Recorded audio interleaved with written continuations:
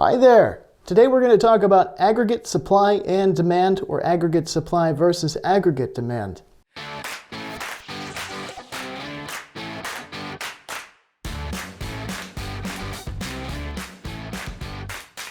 One of the first things that we need to understand is that we're talking about aggregate, which means added together, which is everything all at once. Now, when it comes to GDP, which is what we're dealing with here, because we're not dealing with a market, remember that we have C, which is the consumer, I, businesses, government, and our exports, net exports. All right, so when it comes to aggregate demand, you're going to notice that aggregate demand is always a downward slope. And what's the reason for this? Well, as price increases, that means that there's going to be less demand for a product. If all of a sudden iPhone 17 comes out and it's $10,000, nobody's going to want to buy it, right? Alternatively, if price is lower, demand is going to be higher for that product. And alternatively over here, aggregate supply is a little bit different. It's an upward slope. So imagine that the price is low, companies aren't going to want to produce. But if the prices are higher, companies are going to want to produce. They still need to make a profit after all, or reach equilibrium. Let's take a look over here. Now, mind you, there are two graphs or two axes that we need to pay attention to when it comes to aggregate supply. There's short-term and long run, or short run and long run.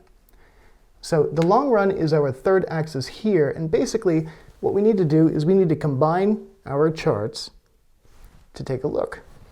Okay, so over here, when it comes to aggregate demand and aggregate supply, we're going to find an equilibrium here.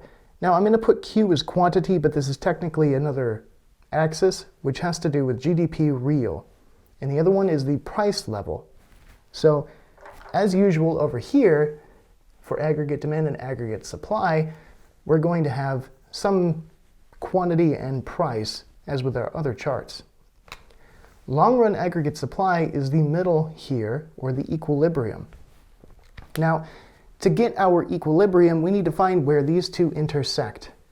And mind you that something such as inflation is going to move these lines to the left or the right, or government intervention, stimuli, or even resource shortages, such as gold mines shutting down, or new government restriction on how fuels are produced. Right?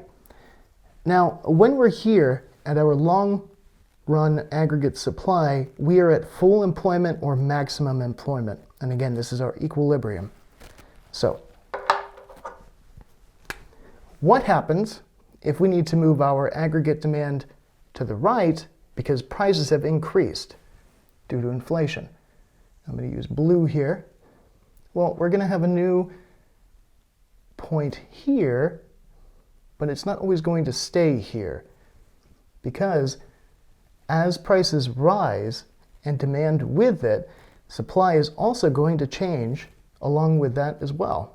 So we're going to have this middle point here, and aggregate supply is going to meet it right there. And inversely, if aggregate demand were to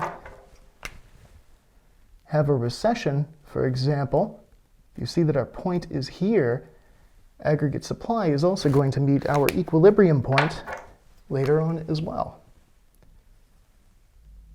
So, there are of course calculations, math, and various other things that go into this, but remember, this is about GDP and not markets. Nations, not markets. I hope that's been helpful to you and given you some insight into long-run and short-run aggregate supply as well as aggregate demand. If you have any questions, please feel free to leave a comment below.